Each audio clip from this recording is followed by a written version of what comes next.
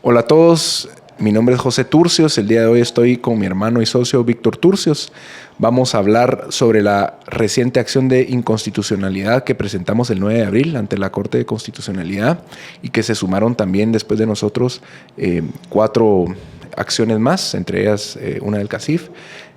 Vamos a hablar sobre la solicitud que hicimos de inconstitucionalidad, qué párrafos y qué normas fueron las que pedimos que se declararan inconstitucionales, y además vamos a hablar en términos sencillos qué es lo que está pasando. Entonces, Víctor, ¿qué tal estás, Víctor? Bien, José, gusto de estar aquí reunido contigo nuevamente. Pues que bueno, no habíamos podido volver a grabar, habíamos estado muy ocupados, pero era necesario que hiciéramos este video.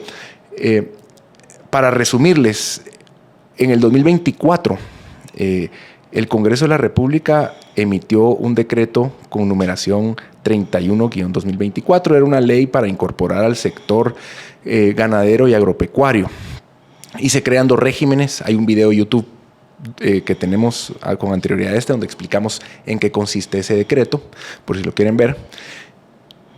Pero en las disposiciones finales de esa norma hicieron modificaciones al Código Tributario.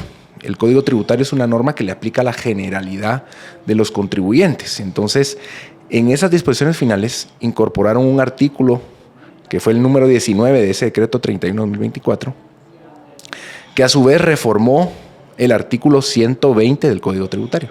El artículo 120 del Código Tributario contiene el registro tributario unificado, lo que llamamos en términos coloquiales el RTU.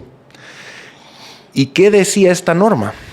Que principalmente lo que decía era que a partir del 9 de abril se debía incorporar al registro tributario unificado, RTU, los nombres de los accionistas y su participación social. Además, había otro párrafo que decía que la SAT podía ir a cualquier registro, a cualquier ente, no decía si público o privado, podría acudir a cualquier ente que tuviera un registro de personas, a pedir esa información de las personas que estuviera ahí, si tenía un propósito tributario. En línea y en tiempo real. En línea y en tiempo real. Claro. También esa norma establecía que de no hacer las actualizaciones de los accionistas de las sociedades, la SAT podía, para efectos prácticos, bloquear el NIT, es decir, que ya no podían realizar ninguna operación ninguna gestión administrativa ante ninguna la SAT, solicitud, ¿verdad? Y era muy tajante, ninguna gestión ante la SAT. Entonces, ¿qué implica eso? Que no pueden presentar recursos, no se pueden defender, ya queda a discreción de SAT cuáles va a admitir y qué gestiones iba a admitir y cuáles no. Y además la norma dice ninguna, ¿verdad? Había otro párrafo, no sé si te recordás vos. Sí, es el del bloqueo del NIT, pero en el sentido de expulsar al contribuyente del régimen del IVA en los casos en los que la información de su dirección y por tanto se impidiera su localización fuera inexacta.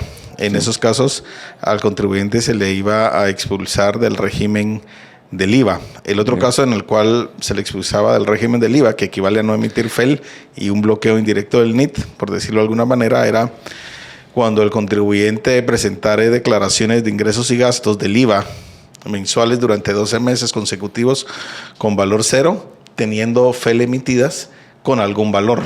Pero ese párrafo no quedó suspendido. Ese párrafo no quedó suspendido y tampoco fue impugnado por ninguna persona. Por ninguno de los 5 accionantes o demandantes. Sí. Pero falta otro párrafo que sí quedó suspendido. Y el que yo quería mencionar es que la norma decía que a partir del 9 de abril toda solicitud ante cualquier ente administrativo o judicial debía incorporarse el NIT.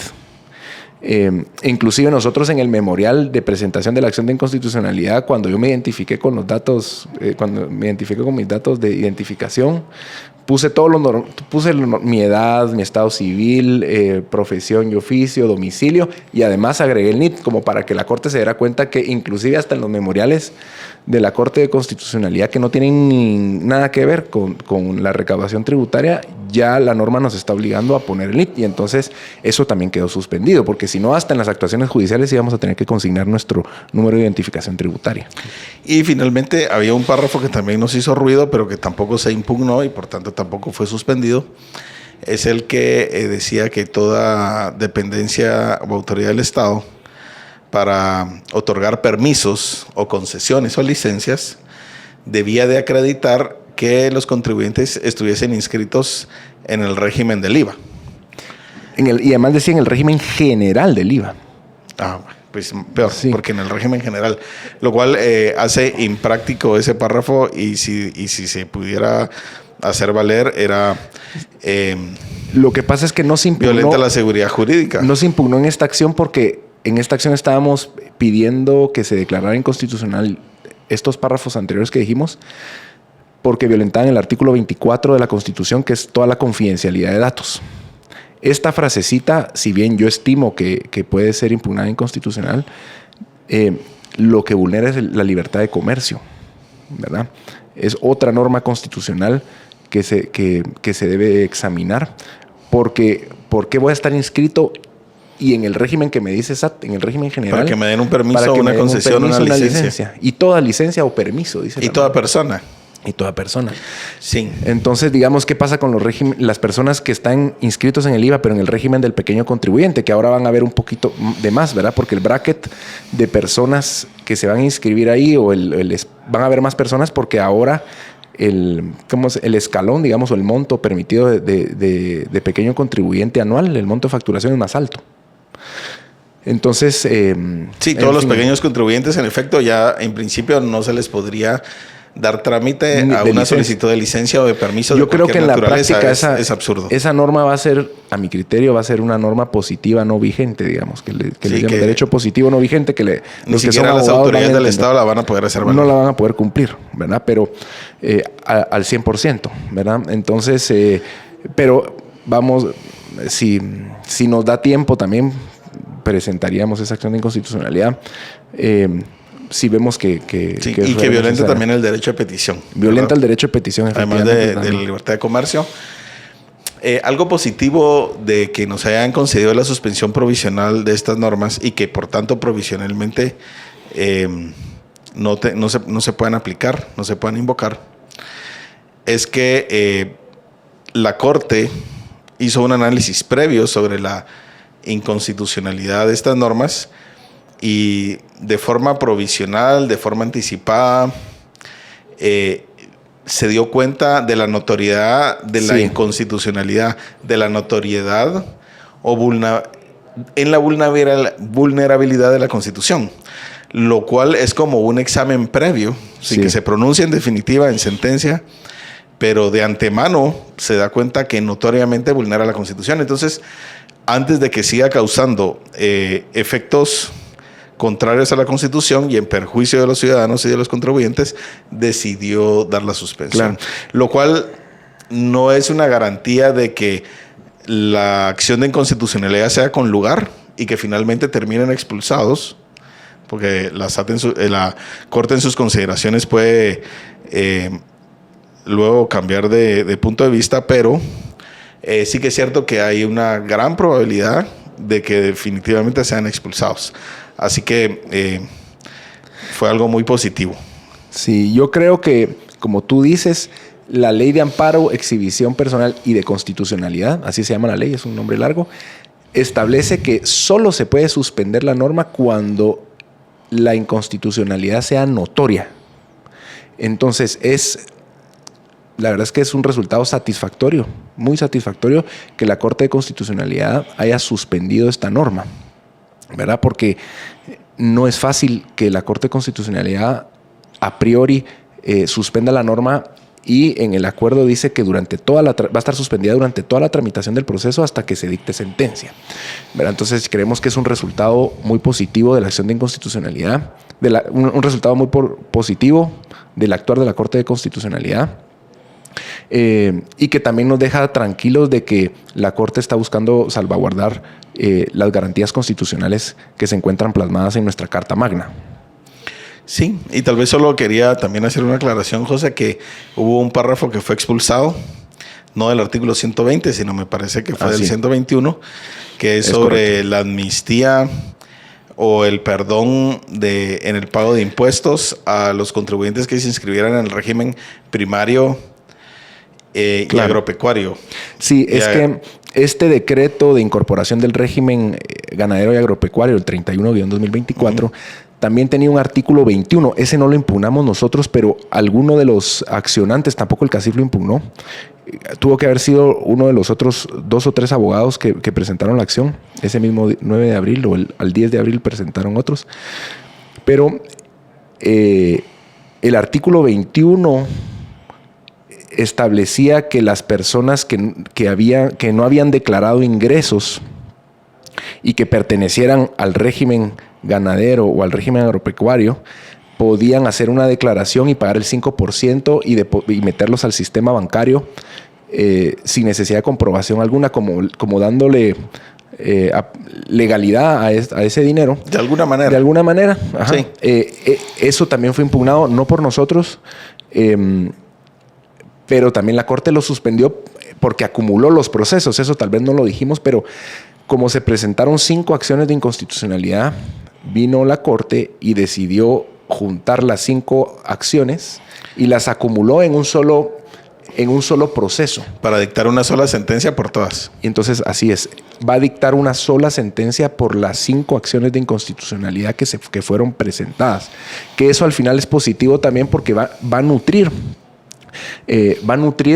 el conocimiento del caso, porque, por ejemplo, nosotros no impugnamos la frasecita que decía que se podía acudir a los entes públicos o privados, pero el CACIF sí lo incluyó, entonces por eso se suspendió.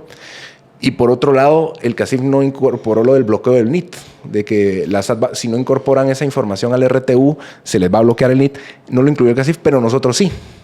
Entonces, al final, la acumulación de los procesos nutre y hace más fuerte el planteamiento y va a hacer que la sentencia sea más completa al final de caso, a mi criterio, pero no sé cómo yo también considero lo mismo. Entonces, José, tal vez podemos hacer un corolario de los artículos que fueron suspendidos, impugnados y suspendidos. Primero podríamos decir la literal F, que habla sobre los requisitos para poderse inscribir en el RTU, que consiste en consignar los nombres de los accionistas y su participación social. ¿Por qué se vulnera el artículo 24 de la Constitución, el derecho a la intimidad? Porque sencillamente hay que dar esos nombres sin que tengan necesariamente trascendencia tributaria. Ciertamente los nombres de los accionistas son importantes y tienen relevancia tributaria cuando hay una compraventa de acciones o cuando hay una distribución de utilidades, pero estos nombres se habrían de haber suministrado en todos los casos, sin que se justificara que existía algún evento económico o un hecho generador relacionado con esos supuestos.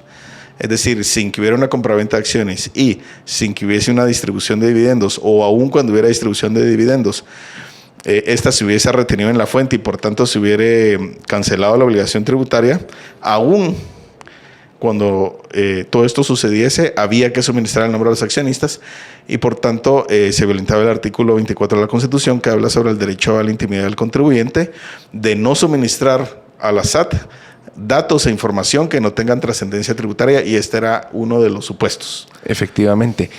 Y digamos que toda la impugnación al final versa sobre, la violación al derecho a intimidad, que es artículo 24, pero también se habló de que se violaba el derecho de defensa del contribuyente, que es el artículo 12 constitucional, porque no había un control por parte de un juez para verificar que esa información que se está brindando a la Superintendencia de Administración Tributaria sí tenga interés tributario, ¿verdad? porque solo en ese supuesto la SAT puede tener información del contribuyente cuando tenga interés tributario. Y por eso en otros artículos cercanos, digamos en el Código Tributario, por ejemplo, requerimiento de información a bancos, la SAT, la ley dice, se podrá tener acceso a la información bancaria del contribuyente únicamente cuando se demuestre duda razonable. Claro. Entonces, ahí sí hay un control. El juez recibe la petición de SAT, mire, quiero ver la información bancaria, y el juez dice, sí, aquí hay duda razonable. Vaya, tiene trascendencia tributaria y vaya, por favor, al banco a solicitar, hace la resolución y ya pueden ir al banco a solicitar la información. Pero en este caso era sin que hubiera un control judicial y directamente en el registro tributario. Y al final la norma, y además la norma no tenía esa garantía de confidencialidad. La SAT iba a tener, digamos, la discrecionalidad de si el RTU iba a ser público o privado, porque como cada quien puede descargar el RTU. Yo creo que la SAT lo hubiera dejado privado, pues así como ocurre con la dirección de los negocios. Que alguien que quisiera descargar solo ingresando el número de NIT en la página web de la SAT y que se desplegara el RTU de cualquier contribuyente y ahí apareciera el nombre de los accionistas, hubiera sido una gran arbitrariedad de la SAT. Quizás solo se podía desplegar ese RTU ingresando a la agencia virtual de cada contribuyente. Claro. Pero un dato curioso, José, es que en muchas instituciones para poderte inscribir... Claro. Después te piden el RTU, pero bajado. Te piden el RTU, pero no te aceptan el público. Claro, es cierto. Solamente te aceptan el que descargas. Entonces, para poderte inscribir en cualquier institución, tenías que revelar cuál es el nombre de tus accionistas. Entonces, de la compañía. Entonces... evidentemente estaba mal. Ahora, la consecuencia, y ese es el otro párrafo que podemos comentar, de no proporcionar el nombre de los accionistas era que ya no podías hacer ninguna gestión ante la SAT. Es que eso era terrible también. Es decir, que y al final, ya cuando leía la norma en conjunto, era, si no actualizabas, principalmente si no ponías los nombres de los accionistas y toda la información que ahora pedían, pero si lo analizabas en conjunto, ese párrafo lo que implicaba es que si se te olvidaba actualizar tu también podía ser porque cualquier cosa, se te olvidó actualizar anualmente tu RTU y te bloquean el NIT. No puedes emitir facturas. Y te está corriendo un plazo para presentar una revocatoria. Te está corriendo un plazo para poderte oponer a un ajuste tributario. O simplemente tenés un establecimiento comercial que está abierto en un centro comercial y no, solo porque no has actualizado no puedes facturar, no puedes hacer ventas ese día. Porque no sé si ninguna gestión ¿cómo se puede implica la factura? De repente ni siquiera podrías declarar tus impuestos. Ni siquiera. Es que el alcance de entender ninguna gestión ante la administración tributaria era muy ambiguo. ¿Verdad? Entonces ese párrafo era muy, muy serio, digamos. Era muy importante. Violentaba el derecho a petición, evidentemente. Inclusive la libertad de comercio e industria. Y la libertad de comercio e industria. Sí, esa era como la inconstitucionalidad más notoria y más evidente, sin menoscabar las otras inconstitucionalidades que habían, pero esta quizá era la más fuerte y la más evidente y notoria. Bueno, y luego... Termina. No, el siguiente párrafo que se expulsó fue el que había que utilizar el NIT en toda actuación administrativa y judicial y notarial, en relación jurídica, laboral, mercantil. Civil también, decía en todo ámbito. Entonces, en las actas de matrimonio, en las denuncias al Ministerio Público por la comisión de cualquier delito, tenía que ir el NIT. Era, si no se pide el DPI en una denuncia, sí se iba a pedir el NIT, por ejemplo. O sea, es absurdo. Y es que su aplicación también es muy ambigua, porque ¿el NIT de quién? Y entonces, por ejemplo, suponete que yo quiero demandar al vecino porque me chocó mi carro, pero yo no me sé el NIT del vecino y que me digan, me rechacen a trámite la demanda civil porque no coloqué el NIT del vecino. ¿A qué horas consigo el NIT del vecino? O a cuenta no me sé el DPI. Y a cuenta de que tengo que consignar el NIT en la escritura pública de testamento, por ejemplo, cuando estoy haciendo una libre disposición de mis bienes por causa de muerte, pero en ese momento sin trascendencia tributaria. Sí. Es decir, es un requisito inútil. Claro. Efectivamente, es que imposibilitaba muchas gestiones, el libre acceso a tribunales, el libre acceso Entonces violenta el derecho de petición, la seguridad jurídica. Sí, y la norma de la Constitución dice que hay un libre acceso a tribunales y a dependencias del Estado. A los tribunales y dependencias del Estado, sí. Y entonces, que yo esté buscando el NIT de las personas que yo ni conozco su información, pero yo tengo un reclamo hacia ellas. Imagínate que me estén rechazando demandas, peticiones, denuncias en la municipalidad, porque las que siempre ocurren, ¿verdad? Que el vecino tiene mis árboles, él tiene las ramas de los árboles en mi espacio, o que el vecino hizo determinada cosa. Esas cuestiones tan sencillas, o inclusive demandas más fuertes, que me las rechacen a trámites como demanda defectuosa porque no consigné el NIT de la otra parte. Sí. Sería terrible. Entonces, eso también fue suspendido y creemos que es algo positivo. Vamos a ver qué pasa en sentencia. Solo no sé si... Hay un último párrafo. ¿Cuál era ese? Que también fue suspendido provisionalmente. Que es básicamente el que se refiere... Ahorita se me escapa de la mente. Yo creo que, es el párrafo que ya habíamos mencionado, que ¿sí? Se nos escapó, que no lo impugnamos. Pero que sí lo impugnó el CACIF. Ya lo mencioné. Es el de los registros o entes públicos. Sí, efectivamente. Pero solo tal vez ahí quería recalcar que es cualquier ente que mantenga un registro de personas. Así es. Debe de suministrar esa información en línea y en tiempo real. Entonces, solo para ejemplificar, por ejemplo, existe un registro de los asociados de una asociación civil, un registro de los donantes de cualquier entidad, el registro que tienen las sociedades anónimas de sus accionistas. Ahí el problema es que dice cualquier ente y no discrimina si es un ente público o privado. Y entonces, registro de personas, yo llevo hasta... Si es privado, yo llevo hasta un registro de y entonces no está justificado familiares. Que toda la información que esté en los registros tenga trascendencia tributaria. Sin embargo, se debe de suministrar y en tiempo real. Entonces es una barbaridad. La verdad que está muy mal redactado. Y si ya decíamos que suministrar el nombre a los accionistas era inconstitucional, violentando el artículo 24 de la Constitución, esto aún más, ¿verdad? Porque es demasiado general y ambiguo. Bueno, ahora lo que quería decir yo era que falta trecho o falta camino que recorrer. Ahora le han dado audiencia a la Superintendencia de Administración Tributaria, le han dado audiencia también al Congreso de la República y al Ministerio Público por mandato legal, a la Fiscalía de Asuntos Constitucionales. Ellos ahorita yo creo que ya respondieron o estarán por responder, no nos han notificado esa respuesta al tiempo de la grabación de este video. Van a poner sus argumentos, van a decir si están a favor o en contra de la impugnación, y finalmente va a haber, digamos, antes de la sentencia, finalmente va a haber una vista pública para que todos los que quieran llegar pues están invitados a llegar, ¿verdad? Para exponer todos los argumentos. No han señalado día y hora para esa vista y finalmente van a dictar sentencia. Nosotros pedimos que se le tomara como parte al Instituto de Derecho Tributario, ¿verdad?